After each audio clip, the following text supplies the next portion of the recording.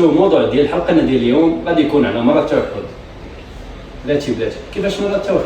التوحد ماشي مرض وماشي مرض نفساني. التوحد هو واحد الاضطراب في النمو العصبي اللي غادي ينتج عليه واحد المشاكل في التفاعل الاجتماعي وفي التواصل الاجتماعي، سواء كان اللفظي ولا الغير لفظي.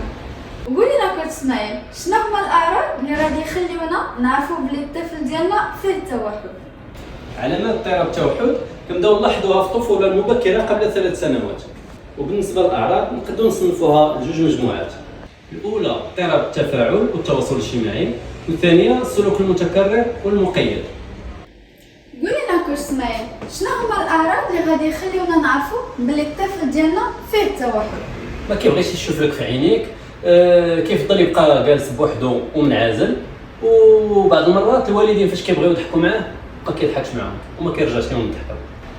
في المدرسة غادي يكون عنده مشاكل مع الأطفال ولا التلاميذ اللي غادي يبغي يلعب معهم، بحيث ما غاديش يعرف الدور ديالو، وهو تيكون عنده واحد لي سونتر دانتيغي بارتيكولير. فيما يخص اضطرابات التواصل والسلوك الاجتماعي غادي نقدروا نلاحظوا بلي الطفل ديالنا عنده واحد التاخر في الاستجابه، بحيث كاين دي بارون اللي غادي تسحاب لهم بلي ولدهم راه ما كيسمعش مزيان.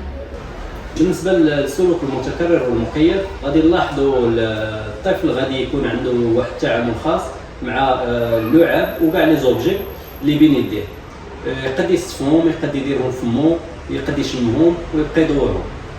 ونقدروا نلاحظوا بلي عنده واحد الحركات اللي غادي تبان لكم غريبه، بحال يبقى يدور على راسو ولا على شي حاجه محطوطه ولا يتبالونسا. ما كيبغيش التحول، عنده صعوبه في التجديد، كيبغي الحوايج يداروا بنفس الترتيب اللي هو مولف عليه.